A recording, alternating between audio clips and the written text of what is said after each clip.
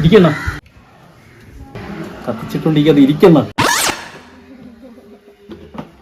സഹൃദയ, കഴിഞ്ഞ ഒരുപാട് വർഷക്കാലമായി നമ്മുടെ നാട്ടിൽ ജ്വലിച്ചു നിൽക്കുന്ന ഒരു സാംസ്കാരിക സംഘടനയാണ് നമ്മുടെ വെഞ്ചാ ബോയ്സ്. വെഞ്ചാ ബോയ്സ് എന്നാണ് ഇവനൊക്കെ പേരാ.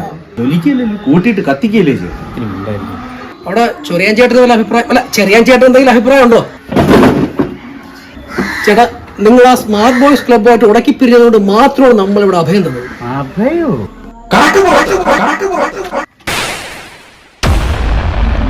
എന്നെ കൊണ്ട് പറയിക്കരുത്. അയ്യോ, മെമ്പറല്ല മെമ്പറാ.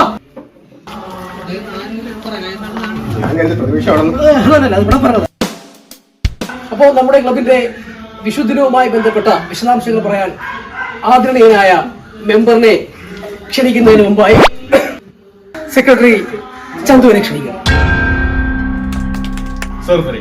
തിരുവനന്തപുരം സൗവർണിക അവതരിപ്പിക്കുന്ന കയ്യടി കേട്ടപ്പോ കയ്യിന്ന് പോയത്. നാളെ വിഷു ആണെന്ന് എല്ലാവർക്കും അറിയാം.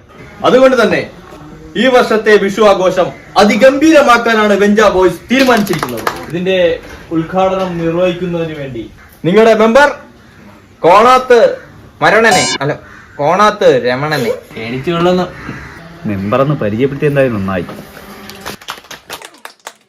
ഞാൻ നിങ്ങളുടെ സ്വന്തം മെമ്പർ കോണത്ത് രമണൻ. ഇവിടെ പലരും എന്റെ പേര് ഞാനൊന്നും പറയുന്നില്ല. ഈ അവസരത്തിൽ ഞാൻ മറ്റൊന്ന് ചോദിക്കട്ടെ, കഴിഞ്ഞ 5 വർഷം നിങ്ങൾ എവിടെയായിരുന്നു? അങ്ങോട്ട് ഒരാളുടെ ഡയലോഗ്. ഇലക്ഷന്റെ അന്ന് ഞാൻ നിങ്ങളെ കണ്ടതാണ്. ഞാൻ മരിച്ചോ ജീവിച്ചിരിപ്പുണ്ടോ എന്ന് തിരക്കാൻ പോലും ആരും എന്റെ അടുത്ത് വന്നിട്ടില്ല. ഇത്രയും കാലം ഞാൻ നിങ്ങൾ ആരെങ്കിലും എന്നെ കാണാൻ വരുമെന്ന് പ്രതീക്ഷിച്ചിരുന്നു. നിങ്ങൾ ആരും വന്നില്ല. ഒടുവിൽ ഞാൻ നിങ്ങളുടെ അടുത്തേക്ക് വന്നിരുന്നു. വിഷു എന്ന് പറയുമ്പോൾ എനിക്ക് മനസ്സിൽ ഓർമ്മ വരുന്നത് 1945 ഡെൻമാർക്കിൽ നടന്ന മാവേലി തമ്പുരാന്റെ സ്റ്റാറുകൾ തൂങ്ങിക്കിടക്കുന്ന ക്രിസ്മസ്, ചന്ദ്രക്കല മാനത്ത് കാണുന്ന പെരുന്നാള്, കണിക്കുന്ന പൂവിനെയാണ്. അപ്പോൾ ഈ വർഷത്തെ വിഷു പരിപാടി ഞാൻ ഇങ്ങനെ ഉദ്ഘാടനം ചെയ്തതായിട്ട് അറിയിക്കുന്നു. അപ്പൊ പോയിട്ട് വലിയ കാര്യമില്ല, പക്ഷെ നിൽക്കാൻ സമയമില്ല. അപ്പോ ചില പാർട്ടി അണികളെ പോലെയല്ല നമ്മൾ പ്രമുഖ നേതാക്കൾ എന്ന് പലരും മനസ്സിലാക്കിയാൽ കൊള്ളാം. ഞാനൊന്നും പറയുന്നില്ല. ഞാനൊരു മംഗളം പാടി അങ്ങ് അവസാനിപ്പിക്കട്ടെ. ഒരു മംഗളം പാടണ്ട, മംഗളം പാടി അവസാനിപ്പിക്കും. അപ്പോൾ നമ്മുടെ ആദരണീയനായ മെമ്പർ വിഷു പ്രോഗ്രാം ഉദ്ഘാടനം ചെയ്തിട്ടുണ്ട്.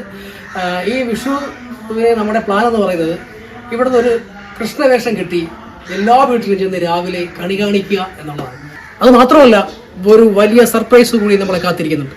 നമ്മുടെ രക്ഷാധികാരിയായ പ്രവാസി സുഹൃത്ത് മിസ്റ്റർ ആർ.കെ. പയ്യറ്റ്, അദ്ദേഹം ഇവിടെ നിന്ന് കൃഷ്ണവേഷം കെട്ടുന്നയാൾക്ക് 25,000 രൂപ വിഷു കൈനീട്ടമായി ഗൂഗിൾ പേ വഴി അയക്കാമെന്നും സമ്മതിച്ചിട്ടുണ്ട്. അതിനൊരു കൈയടി കൊടുക്കാം. അപ്പോ ഈ വർഷത്തെ കൃഷ്ണവേഷം ആരാണ് കിട്ടുന്നത് നമുക്ക് സെലക്ട് ചെയ്യാം അല്ലേ? അപ്പോ നമുക്ക് കൃഷ്ണനെ ആരാണെന്ന് തിരഞ്ഞെടുക്കാം. മോള് പറ.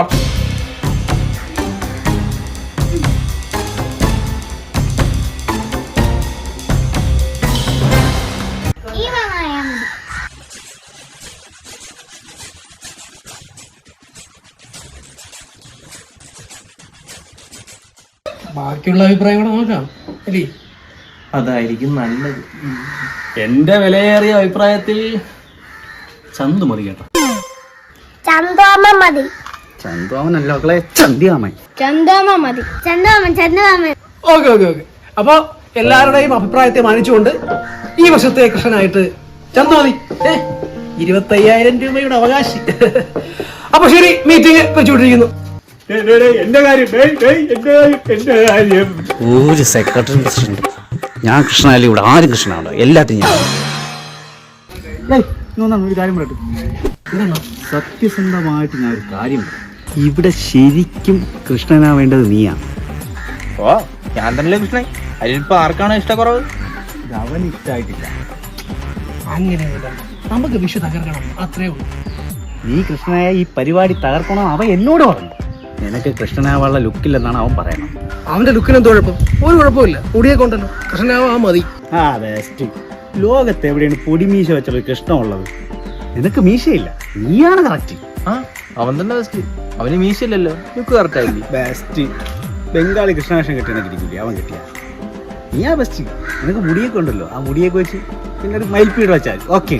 അല്ലെങ്കിൽ തന്നെ പ്രസിഡന്റ് എന്ന് പറയുന്നത് വേറൊരു ബെസ്റ്റാണ്. എന്നാണ് അവൻ പറയുന്നത്. എന്നാലും അവൻ അങ്ങനെ അങ്ങനെ പറഞ്ഞ ഓ, അവൻ ആദ്യമേ സെക്രട്ടറി സ്ഥാനത്തിൽ ഒരു നോട്ടം ഉണ്ടായിരുന്നല്ലേ. നീ പോയി ചോദിക്കും. ചോദിക്കാം. ആ ചോദിക്കും, പെട്ടെന്ന് പെട്ടെന്ന്.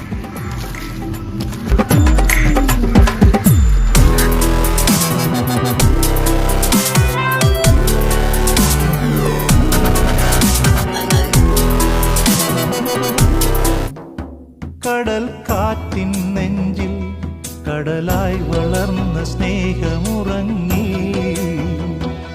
കനലായി എരിഞ്ഞ സന്ധ്യമയങ്ങി. കടൽക്കാറ്റടിച്ചെല്ലാം പിരിഞ്ഞു. ഇനി ഞാൻ തന്നെ കൃഷ്ണൻ. ഇനി ഞാൻ കൃഷ്ണനായിട്ട് പൊളിച്ചടുക്കും. ആദ്യം നമ്മുടെ സ്പോൺസറെ വീട്ടിൽ തന്നെ കയറാം. ആരും ഉറക്കം എണീറ്റില്ലെന്ന് എന്തായാലും പാട്ടിലൂടെ ഇതിപ്പോ എങ്ങനെ ഇത് എവിടെ വയ്ക്കത്തില്ല. അതെ ഇവിടെ കണ്ടു ഞാൻ കൃഷ്ണനെ ഗോപാലകൃഷ്ണനെ കൊണ്ടെത്താ. ഇതും പോയാ.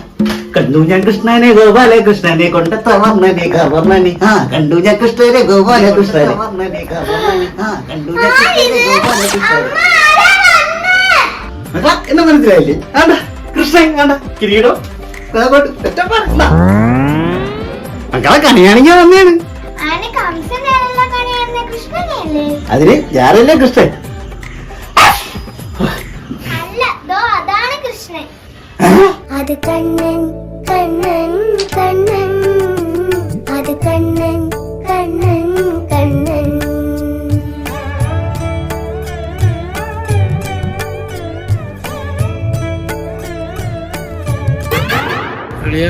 അങ്ങനെ ഇങ്ങനെയൊക്കെയാണ് നമ്മളെ കുറിച്ച് പറഞ്ഞിട്ടുള്ളത്. ഓഹോ, എന്നാ നമുക്കൊരു നാടകം കളിക്കാം. തിണ്ടികളെ എന്റെ 25,000 പോയി കിട്ടിയടാ. അത് കണ്ണൻ.